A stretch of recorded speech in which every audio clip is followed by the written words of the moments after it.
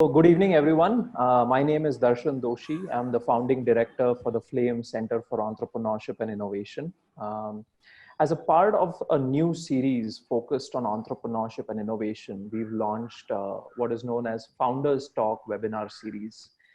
It's going to happen every Wednesday and every Saturday, 5 p.m. to 6 p.m. And we've got amazing set of speakers who are educators, who are innovators, who are entrepreneurs, serial entrepreneurs who've built and exited ventures, entrepreneurs who failed in their ventures, investors, prominent investors such as Sanjay Mehta from 100x VC, and even people who are now managing or on the board of governance of State Bank of India, such as Dr. Ganesh Natarajan joining us.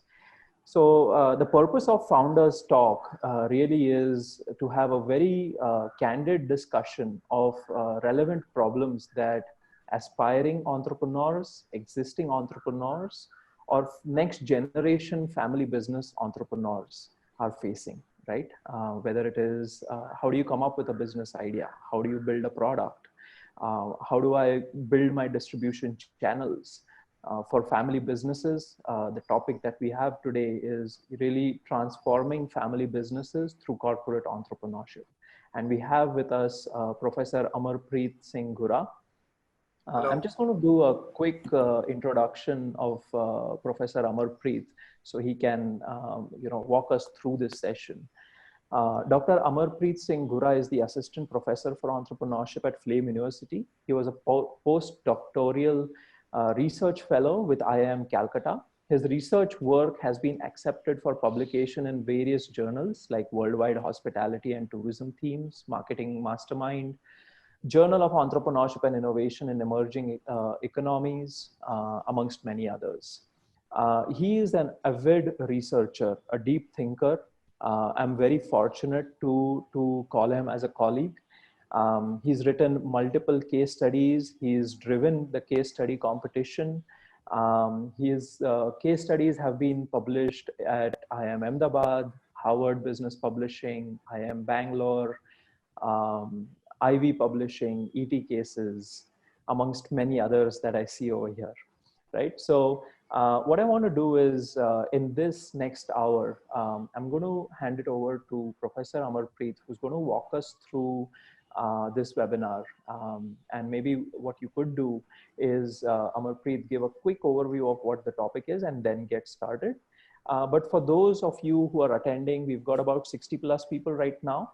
You'll see a Q&A option.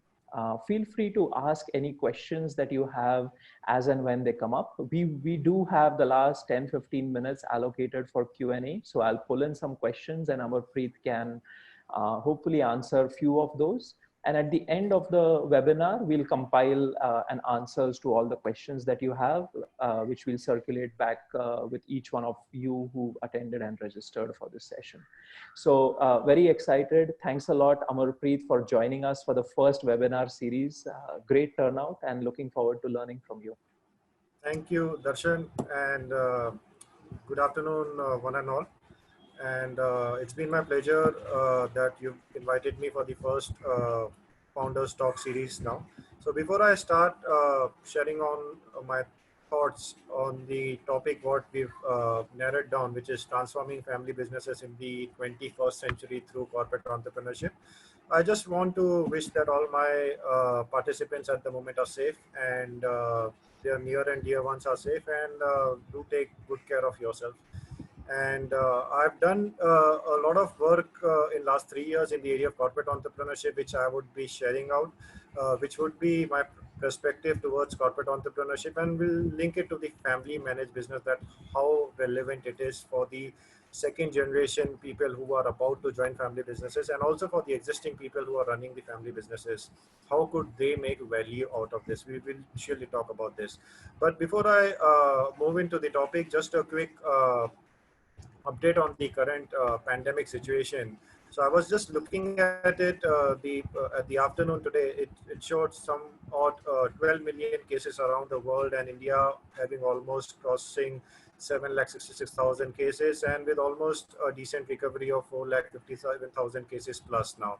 So these are situations which bothers you, and you got some question, and I'm sure all of us would have lot many questions at the moment now. So these are nothing but general questions out of curiosity, which talks about the impact on the economy of the pandemic situation and so on and so forth. But to me, no kind of projection is going to answer either of the questions what we have today, for a simple reason, because the trajectory for the virus, it's unknown now. So the reality is that there's no single number which would capture the impact of the current pandemic now. And if I look back for last 3 months, I've seen different trends across different types of businesses, whether those are family businesses, those are LLPs, those are MNCs. We've seen different patterns in last 3 months. At one hand, we've seen organizations laying off people. At the other hand, we've seen organizations in specific sectors who've actually recruited people. But one good thing what I've observed in last 3 months is the way family managed businesses, specifically in India. And if I name a couple of them, if I look at the way Dabur or the way RPG Group have taken stand, and the way they've actually given a lot of emphasis to the human capital and well-being of employee. Now that is something which I really I appreciate. So I've seen Dabur and RPG Group coming up with different novel ideas so that they could actually uh, uh, focus on the employee well-being. We've seen organizations who are offering services like doctors on call, to online meditation for their employees, to dedicated work from home hours, so that employee working from home could actually, remain engaged in this kind of situation. Organization, I guess, Asian Paints declaring a rise in the salary so that the morale of the employees boost. So this is where it says that the way family managed businesses have been impacting. I just appreciate the way it is going through. So before I move on to my topic and I talk about the need for corporate entrepreneurship, and why is 21st century is called the century for family businesses. So before I talk about it, I'll just take a small poll now. And the poll here is just to understand the type of audience I have. So it is just to understand who my audience is at the moment. And I'll just, that's it. So we've got the poll here. If you guys could quickly take, say, next 30 seconds, and then I'll start from there.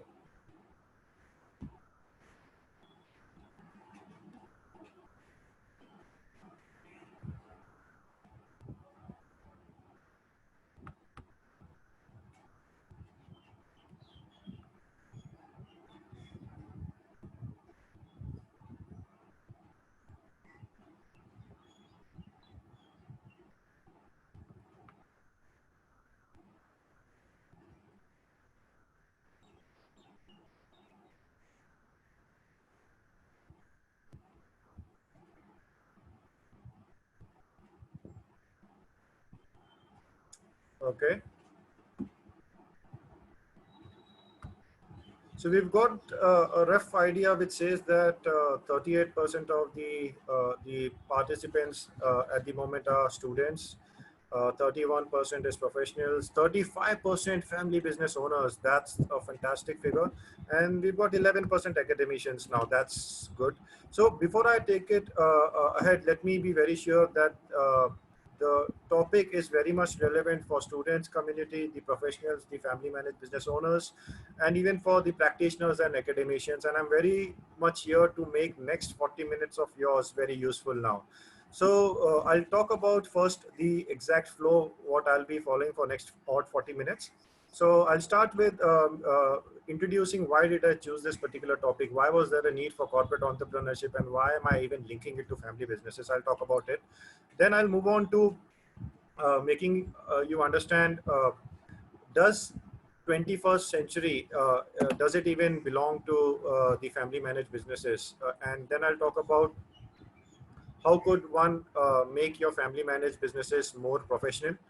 And after that, I'll move on to the next topic, wherein I will be introducing the corporate entrepreneurship as a phenomena. I'll introduce the topic to you people, and then I'll talk about some factors which are macro factors specific to India, and how could family managed businesses actually use those factors because they're conducive for corporate entrepreneurship. So how could family managed businesses benefit out of it? And then I'll talk about some experiences what I had during my postdoctoral study days, and what programs family managed businesses today are implementing. So how are they implementing these programs so that we could learn out of it? And then I'll talk about how would you measure today whether your organization, whether it's a family business or any kind of organization where you are engaged today, uh, how do we measure the readiness of our organization today, that is it ready for corporate entrepreneurship? So before I move further, just I'll give you a clarification as to why did I choose this particular topic. So at large, if you look at it, one of the most essential questions what I see across all the top managements in any type of organization is, where would we get our next source of revenue? What are the new sources of revenues we should work on? How do we build a culture of innovation? How do we increase the number of R&D, and that to successful experimentations? Now, to me, when I look around these questions, the only logical answer what comes to my mind is corporate entrepreneurship. So that's, I believe that in the current situation, this is the apt topic what we could actually talk about and make the audience understand how do we practice similar thing at our level. So before I move ahead, I just need to talk about some facts and figures and make people understand what the reality is. So this is something I'll be talking on the basis of facts and figures. So this is one of the studies of Barre in 2016 at Harvard, which I came across. Now, if you look at these are some figures which talks about what is the life of a family managed business. So this research talks about that almost 30% of family businesses, they make to second generation.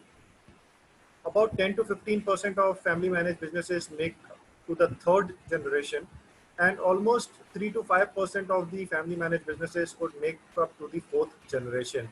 Now, if you look at it, these numbers are disheartening, but that's not the real or the complete picture now.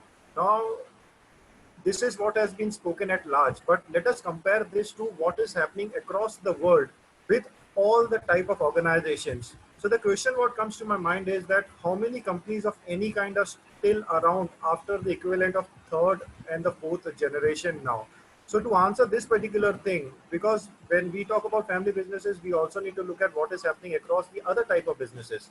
So there was a study being done of almost wherein 25,000 publicly traded companies were taken as a sample between a period of 1950 to 2009.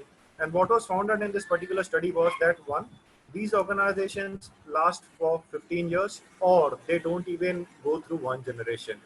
Now, this is where we've got the family managed businesses, which I believe when compared to the other type of organizations,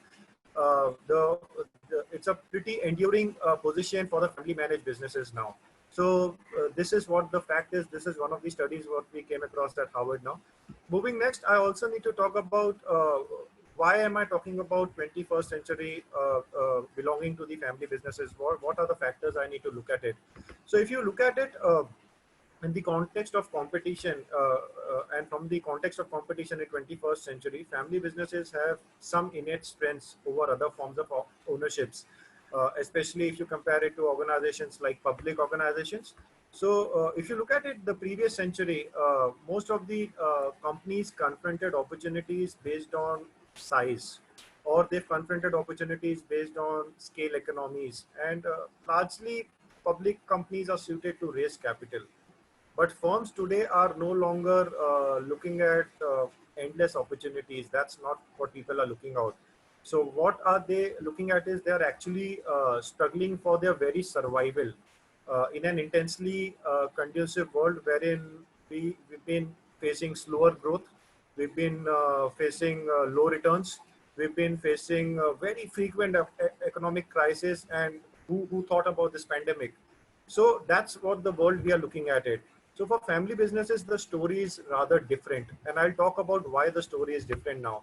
And some of the qualities or the characteristics which were associated with family businesses that were handicapped in the previous century has now turned around to be powerful source of advantage and innate strengths of the family managed businesses today. So I'll talk about what are those successful factors what one should look at, and that would help their family business to actually create an advantage for themselves. So I'll quickly run through these factors now.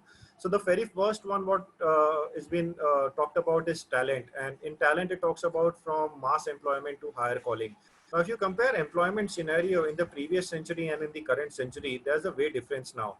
So in the era of the previous century, large organizations used to recruit people, and the era was actually called as a company man, wherein people exchanged long-term loyalty in terms of livable wages, pensions, and so on and so forth. But today, if you look at it, it's more of a knowledge economy what we see today, and in the knowledge economy, what has been taken care of is that organizations will only be successful if they could not only recruit talent, if they could empower talent, and at the same time they could retain talent. So that's one of the major differences what we've seen at present today. Second, if you look at it, the talent today comes not only for wages or for perks. Organizations needs to empower them, and organizations needs to also look at the higher calling what the talent has today. So employees want to work hard because they want to believe in the mission and the values of the organization. So that's what has come up today.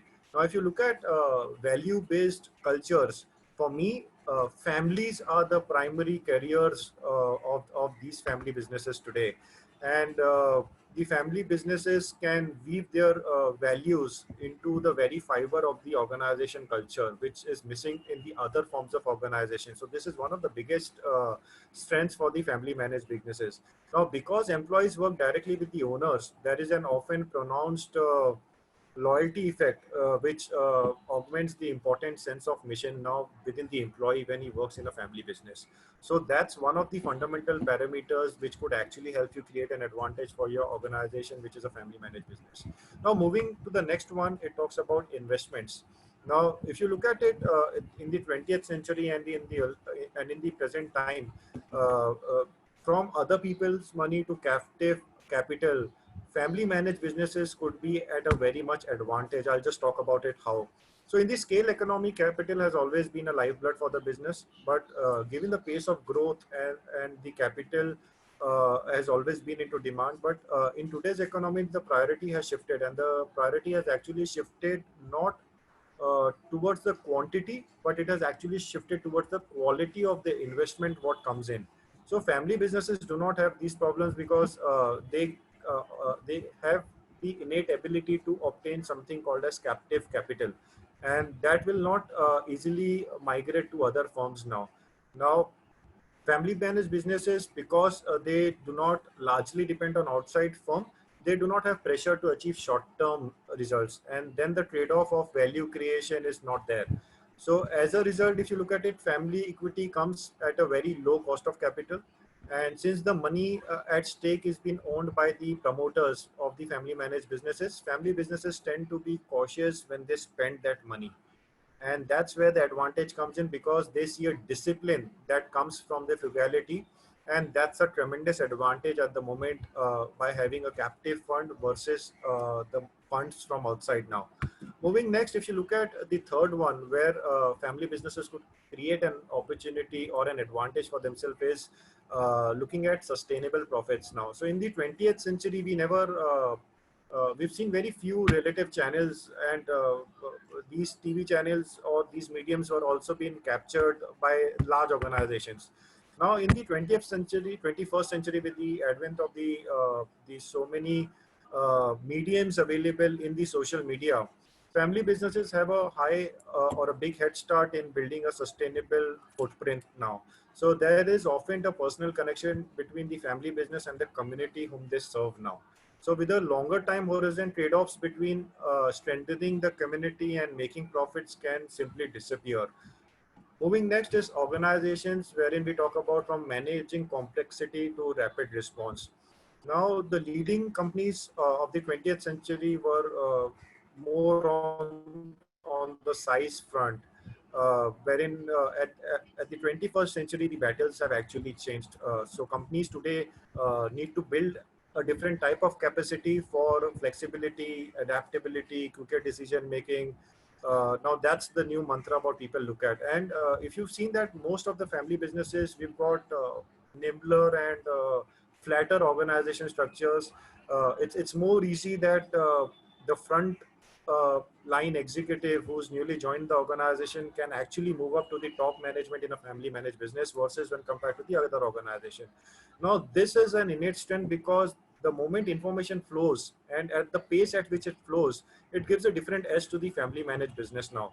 So even though with less adapt at delegation, family businesses are more quicker and decisive when it comes to organizations at action now because of the structures what they have. Coming to the next is governance, and here it talks about separation of powers when as compared to the engaged owners now. If you compare family businesses with the other structures what we've got today, uh, decision making at large public organizations is being taken by the top management, who basically are the directors and the other people available today. But as a result, if you look at it, none of these people are owners of the companies. So what do organizations do? They basically have something as a idea of principal agent theory, what we call it, that the incentives or the perks of these people are directly linked to the shareholder or the stakeholder value what they create now. Now, if you look at it, this is what has been the story for the MNCs. But at large, ESOPs have backfired at the end of 20th century, and that's not been seen at the family managed businesses. If you look at it, even with the owners at the top at the family businesses, irrespective of the numbers, family businesses have a very engaged ownership, and because the owners work closely with the top management or the other employees there. Now, this is where the governance and the loyalty as a factor basically comes into place now. So these are five factors which I say, if looked at carefully, specifically by the people who are going to be the second generation family business owners, these are the task or the lens you should look at when you see what has been your contribution or what will you be contributing to your own family businesses. These are the five major aspects or macro factors you should actually look at. Second, I need to move to and a topic which is a small thing which talks about how should one professionalize a family business. Because for me, any second generation who's actually about to join or who's continued to work with the family business, your next 30, 40 years is dependent on that business. You would only grow if you could actually professionalize your entire family firm. So yours, I'll just share a small matrix with you, which I've been sharing with my students, and I've been practicing this, that how should one look at that, at what level of professionalism is your organization today. So if you look at it, at the very first thing, you've got something called as the product driven. Now, to me, this is the lowest level of professionalism available, because at this stage, a company has a very uh, given product or a service, and company is in a position to sell it, and they could develop a production and a management system. Now, that's the only thing what you have at the moment, because you're into market and you're making an XYZ product or a service and you have been selling it. So to me, I would rate you at that you are at the product driven phase at the moment, and to me this is at the lowest at the hierarchy for professionalism. Now the second one comes in, which is nothing but it talks about professional process driven. Now the company achieves success over a period of time, and the promoters or the second generation who joins in tries to put methods and controls in place to raise, and the focus now turns to effectiveness and efficiency. Now this is moving one ladder up in terms of creating professionalism in your organization. And the third one, what I have, is the planning driven phase. So this is assumed that the organization, the business has actually matured now, and the company is now in the mode of using something called as planning. Now, planning for what? Maybe to formalize the operations, maybe to pinpoint what could be the new areas of opportunities, planning to innovate, to experiment, to R&D, to rationalize the future growth and success and so forth. and this provides the basis for the professional management now.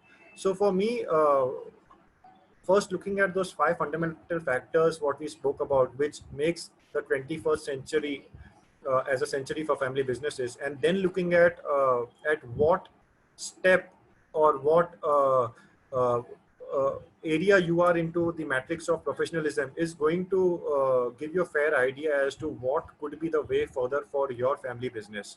So before I move on, I just need to quickly do a poll, and I just want you guys to look at it, that at the three areas what we spoke about: product driven, which is the lowest one in the area of professionalism; the process driven, which is the second one; and the highest is planning driven.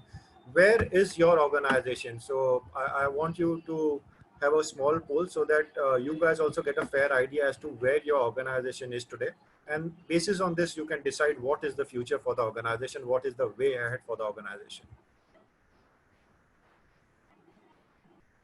Amarpreet, while the poll goes on, quick update. We are getting some good questions. We've got, questions around the topic that you've already talked. So I'll take them. I'll bring them to you maybe at 5:45. Okay. We are at 5:27 right now. So just Okay. from a time standpoint, maybe another 10 to 15 minutes if you could Sure. cover, and then I'll we'll do. move to the next Q&A. Sure. Thanks. Okay, so we've got the results. It says that 38% of the people say their organization is at product driven phase. The other 33% say they are at process driven. And we've got people who say that 35% of them are already at the planning driven phase. So now at least we've got a fair idea as to what is the way forward for the organization. So I'll just quickly introduce you to the concept of corporate entrepreneurship. So entrepreneurship was the word how it was coined in early 70s now, and Gifford and Elizabeth Pinchot were the people who actually coined this terminology. And what do you actually mean by corporate entrepreneurship? So it says corporate entrepreneurship is a process where different teams within a large organization come, they conceive, they foster, they launch, and they manage new businesses, which are different from the existing businesses of the organization, but by taking the resources of the parent organization. So that is what is corporate entrepreneurship. So there are some dimensions to it, which I just would quickly talk about so that we get a larger picture of corporate entrepreneurship. So the very first dimension, what comes to my mind is proactiveness, and proactiveness is nothing but it talks about how fast opportunity seeking or forward looking approach or a perspective the organization has, and it is characterized by new launches, new introduction of products and services. Second talks about innovation. To me, this is nothing but predisposition to engage in creativity, having some experimentation, having R&D within the organization. And if you look at organizations like Procter and Gamble, McDonald's, they've been surviving because of this innovation as a culture in them. Third talks about self-renewal. To me, this is nothing but the focus on strategy formulation and reinventing the organization. I've been talking about one of my favorite examples when I talk about self-renewal. It says that if you compare the list of 1970s Fortune 500 companies with the list of 1997, in a span of 27 years, almost 80% of the organizations have disappeared, not only from the list, but even from the industry. Now, this is what to me is self-renewal. And the last one talks about risk-taking. Risk-taking is nothing but it talks about the willingness to commit significant levels of resources to pursue entrepreneurial opportunities now. So these are signs about we need to look at it when we talk about the corporate entrepreneurship. Moving next, we need to talk about why is there a need for corporate entrepreneurship in family managed businesses? Why are we looking at it? For a simple thing, which is profits. So even if you look at corporate entrepreneurship from the lens of profit, I don't feel that is bad. But my job here today is to give you a larger perspective that there are so many other things what you would actually achieve if you focus on corporate entrepreneurship. These are a couple of them. So it's not only profits alone, it is also looking at the newer knowledge or future revenue streams, looking at creating the culture, looking at international success, looking at creating competencies, looking at growth. These are other benefits what you could actually look at when you talk about the need for corporate entrepreneurship at a family managed business. Now, moving further from here, I'll talk about some factors which are macro level factors which are specifically to India, and how can the Indian family managed businesses could look at these factors when they want to implement the story of corporate entrepreneurship for themselves now. So these are factors, and I'll talk about these factors maybe for a minute each on them. So the moment I talk about the brain drain phenomena, I've been sharing this story with my participants and the students. So this is one of these stories which beautifully explains what brain drain phenomena is. So here's a story which says that George Bush once actually asked Bill Gates, saying that people of US are unemployed and why are you still employing foreign engineers at Microsoft?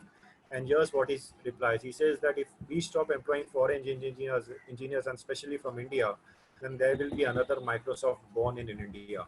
Now, this brain drain phenomena was a story which was happening from US to India. But today we've seen the reverse of it, that people are, it's a reverse drain phenomena. So people went from India to US, but now they're back to India. But there's a different phenomena of brain drain happening within the Indian firms now. Now, this talks about that people within the organizations leave organizations to start a similar business.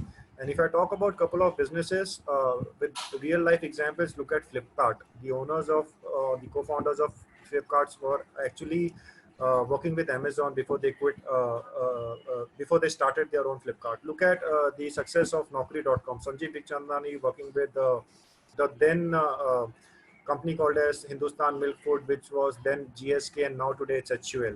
And look at Infosys Limited.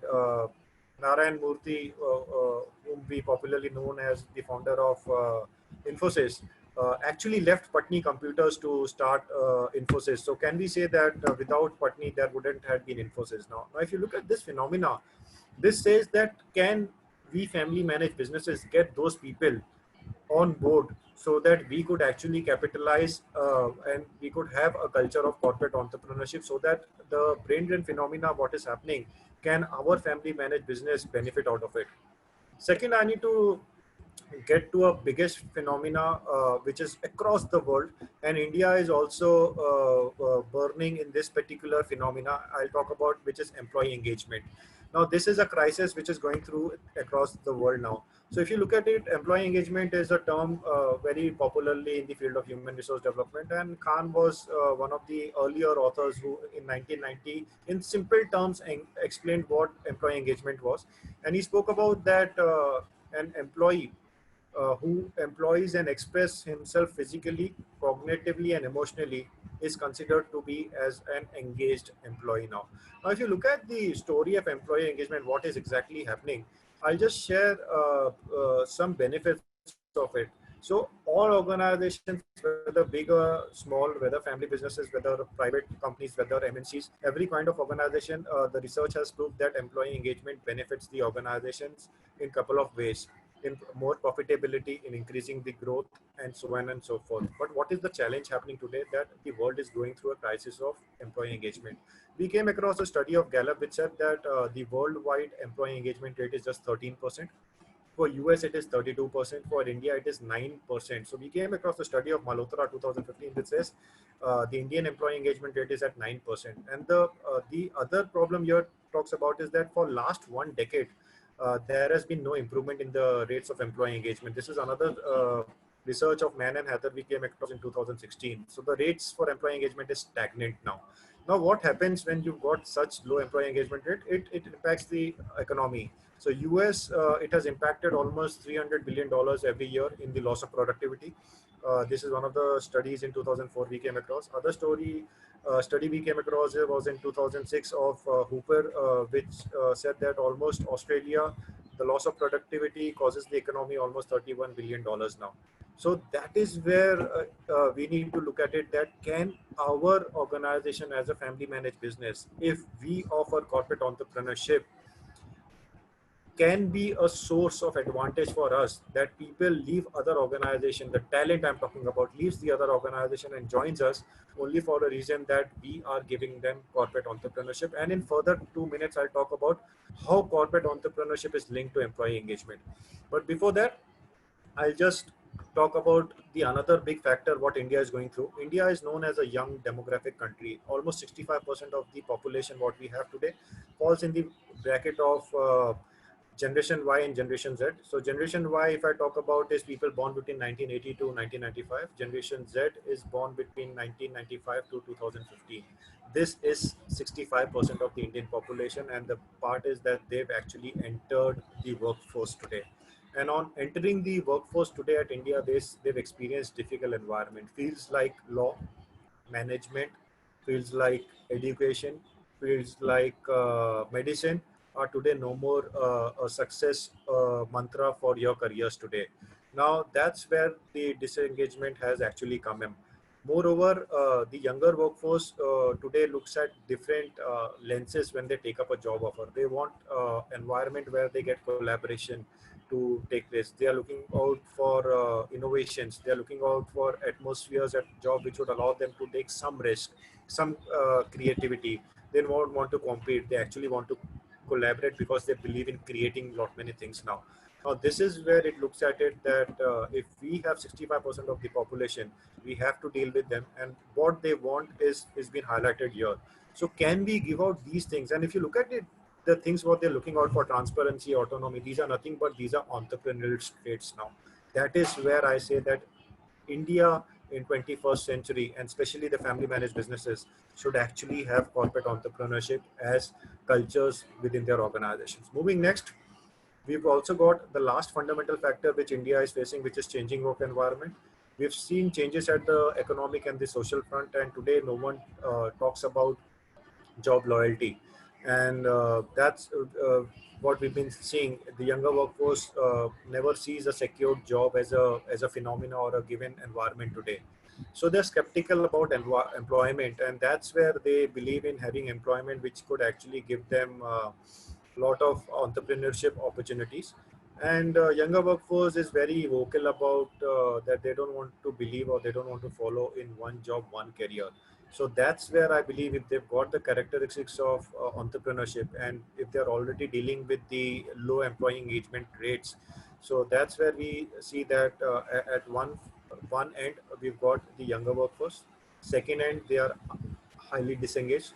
Third, they've already got the characteristics of entrepreneurs. Now this is a triangulation what family businesses should actually look at it, that by giving them corporate entrepreneurship as a culture, we are not only fulfilling their engagement, but we are also giving them cultures or atmospheres they actually look out for when they work.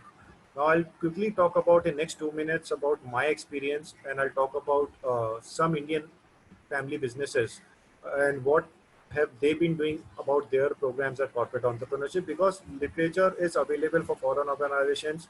It talks about 3M, it talks about Google, it talks about Apple, but no one talks about, because there's very few literature available in terms of Indian organizations doing corporate entrepreneurship at large, and specifically the family businesses.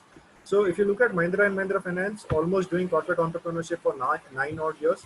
I remember 2017 being a part of a small event they had, and two ideas got selected, which says that the two ideas what I recall were: one, if goods are sold on OLX, can it be financed by Mahindra and Mahindra Finance? Second, it said, uh, uh, can Mahindra and Mahindra Finance get into loans for fisheries, because that's an area wherein no organization in India, financial organization, gives out loans now. Second organization we studied was SR Oil. It has now been acquired by a different foreign MNC. Now at SR Oil, they looked at the HR head sending emails to the SBU CEOs and asking them to share their top three business challenges. And after collecting the data has been shared to the managing directors, and the organization selects only top three challenges, and that's been rolled out to all the employees, saying that these are the three areas or the themes, what they call it. And they said that we would be now working on inviting the ideas from employees for corporate entrepreneurship only on these three areas now. Second, we've got a story from Johnson and Johnson, which is not a family business today, but it actually started as a family business long back. So Johnson and Johnson's, when we interviewed them, we had a different perspective coming up. The corporate entrepreneurship at Johnson and Johnson's, what happens at US and China is at an industry creation level, but what happens at India is only at a level of incremental innovation. At the same time, if you look at it, we've got RPG Group, who pioneered in 2015 and created an 100 crore innovation fund for the employees.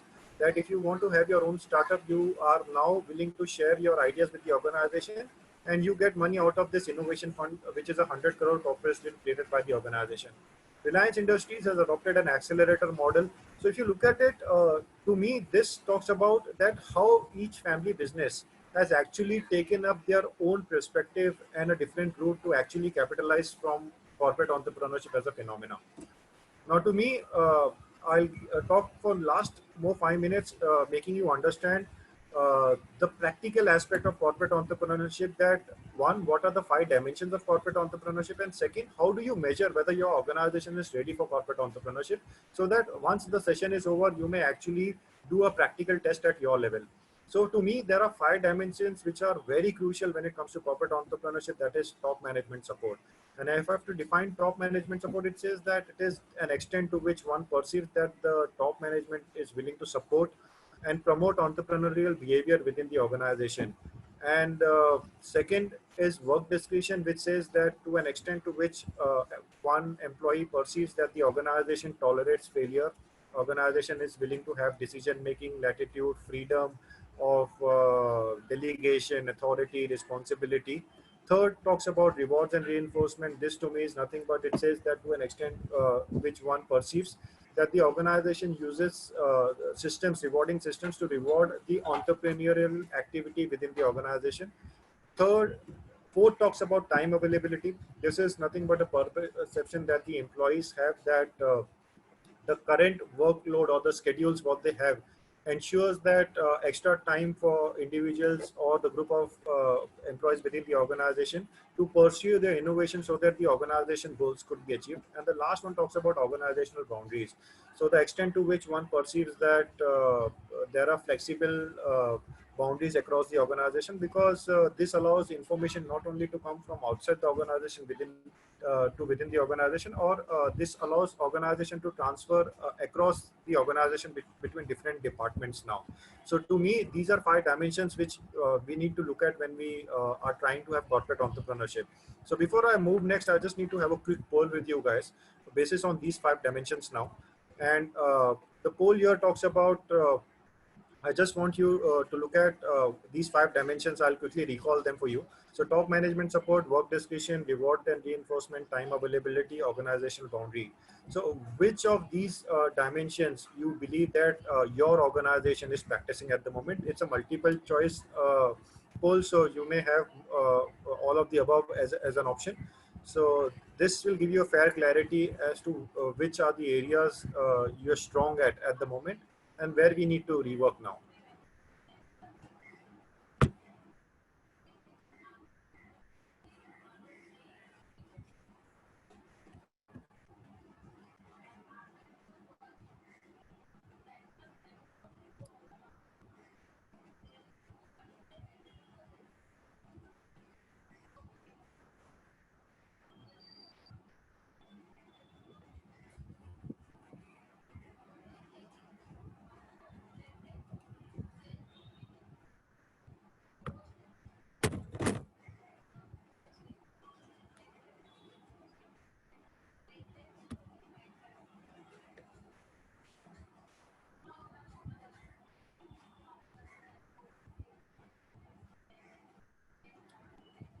Okay, so we've got the results which says that almost 49% people believe that they already practice top management support.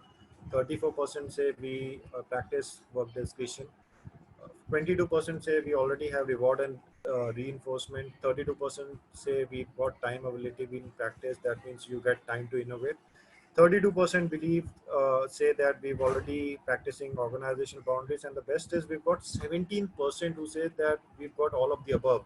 Now, to me, these 17% are the people who actually are ready to have corporate entrepreneurship within their organization. Just quickly, 2 minutes, I'll talk about how should one go about measuring whether your organization is ready for corporate entrepreneurship. So there's a skill which is called as corporate entrepreneurship assessment instrument, and it's a very simple to use scale which can be used by either of us to measure whether the organization is ready.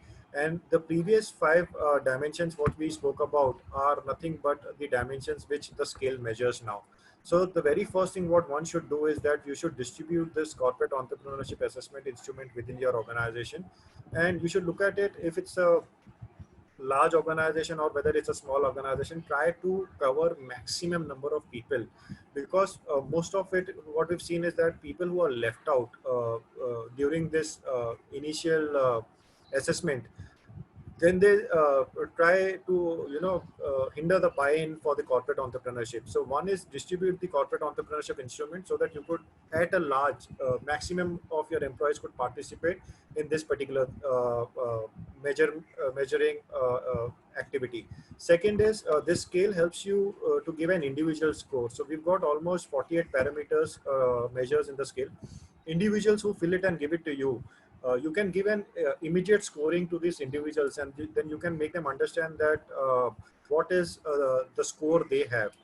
Then we've got organizational scoring, that all the five dimensions what we spoke about, if you average the scores of all the five dimensions at all the levels of different departments of the organizations, you will actually get your organizational overall score. And interpreting the score here talks about that the scale is capturing the perceptions of the employees on five dimensions on a scale of 1 to 5, 1 being the lowest, 5 being the highest. And if how do you interpret the score is that once you've got the average being done after collecting all the forms from the participants, the scores here is to be looked at. Higher the scores, the better it is. And the last point talks about point of responsibility. So when we interpret the scores, one point of responsibility what we have is that we do not share out the information of the participants, number one. Second, organizations have a chance. They can either run this through consultants, they can run it for themselves, they can create a small committee within the organization who could actually administer this across different departments. And then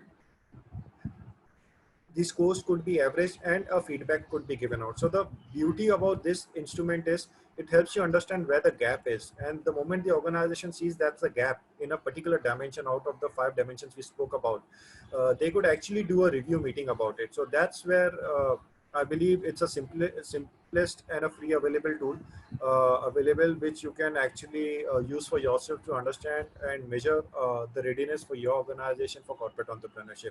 So I'll come to an end with this, and Darshan, you can say now what next we move further.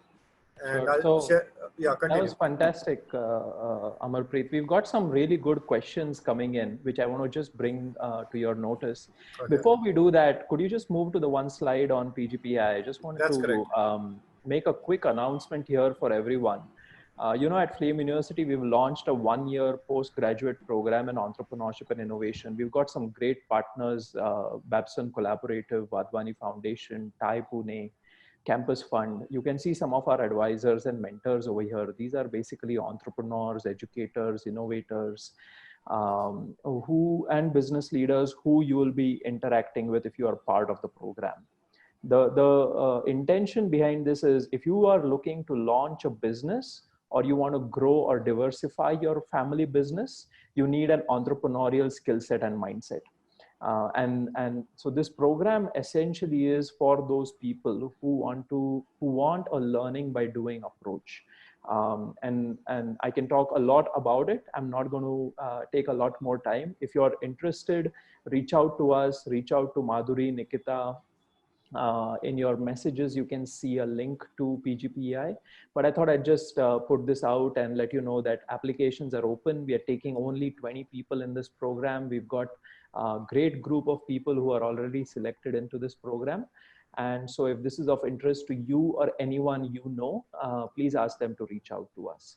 Now, that being said, Amarpreet, I just also want to also quickly, a quick announcement is, like I said, we're going to run these workshops, these webinars every Wednesday and Saturday from 5 p.m. to 6 p.m. I'm very happy to say that Dr. Bharat Damani, who is both an industry practitioner and an academician, He's going to take a session on how do you go about launching your startup? How do you evaluate whether it's your startup idea makes sense or not? Do you have the expertise to build the product? Do you have the capability? How do you get, what are the characteristics needed for you to succeed by using some case examples? So do join in if you're around. We'd love to have a conversation. Now we have about 8 or 9 minutes, right?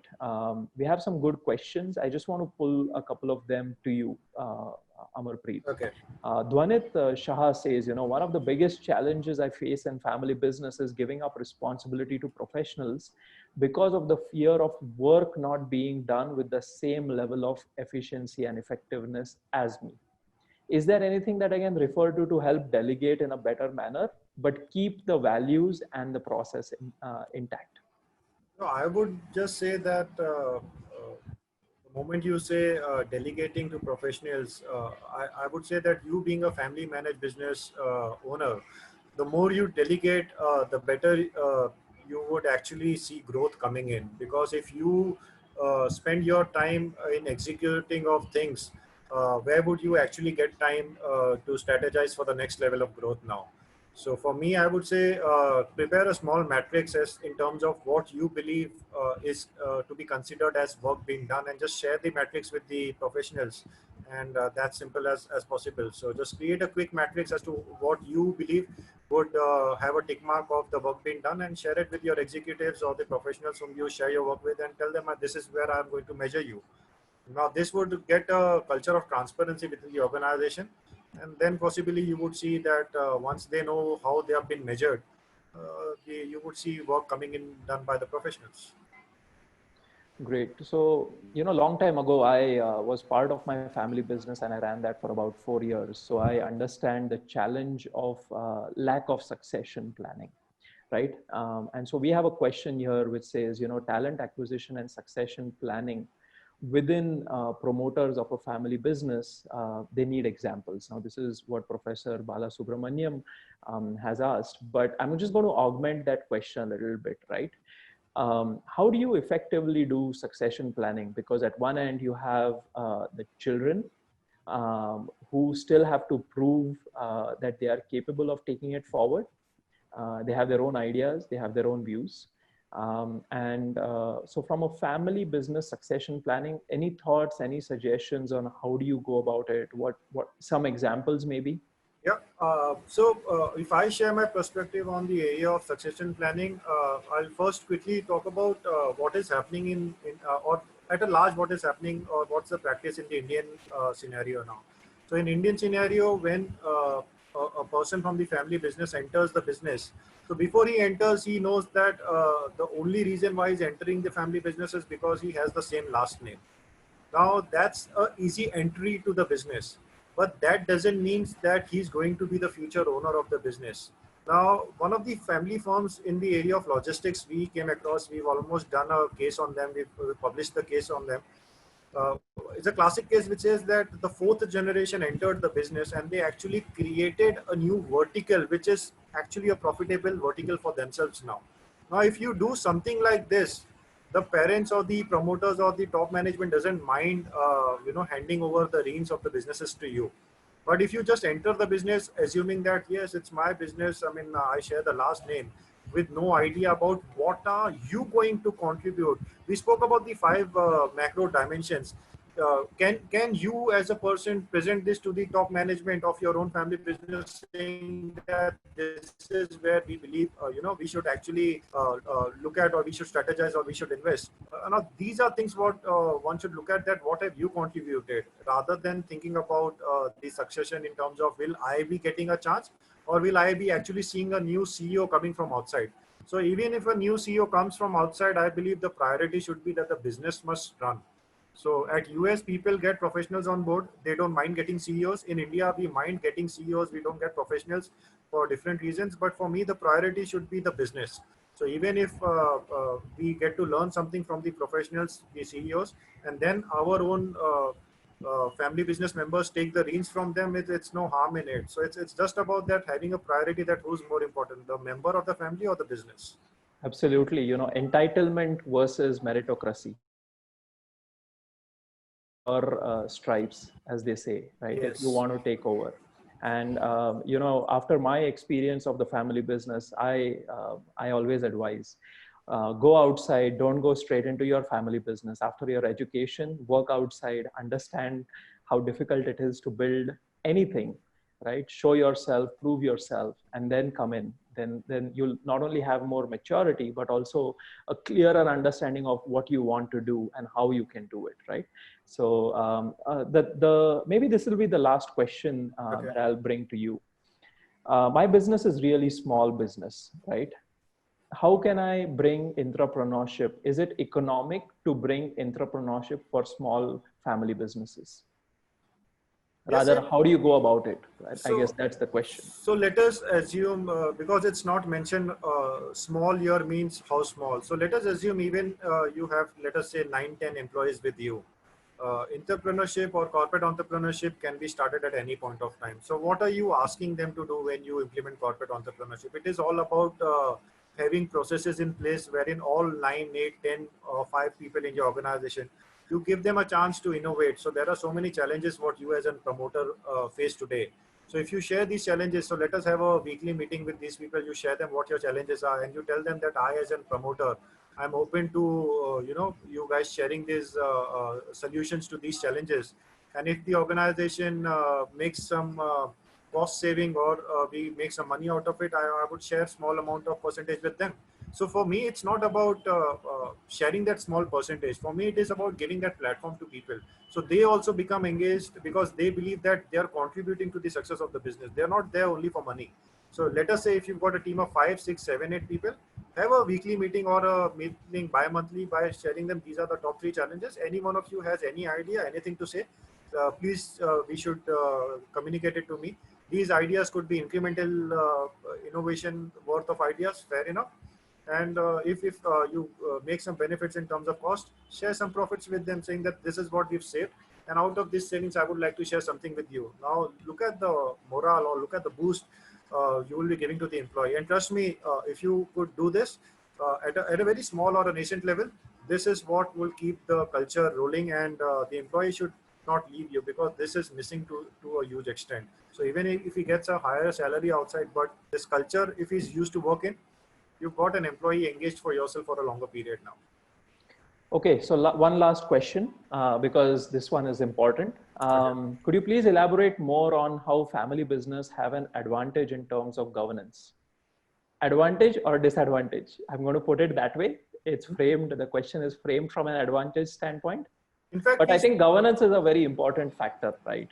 yeah, we spoke about it in terms of governance, because to me, governance is at various perspective. It is also at the area of finance. It is also at the area of top management. We spoke about it at the start of the class, that today, if you look at it, wherein major of your MNCs or the large corporations, wherein the calls are taken by the management, who are the directors, and these people are not the owners of the businesses, versus the family businesses, wherein the promoter is closely involved.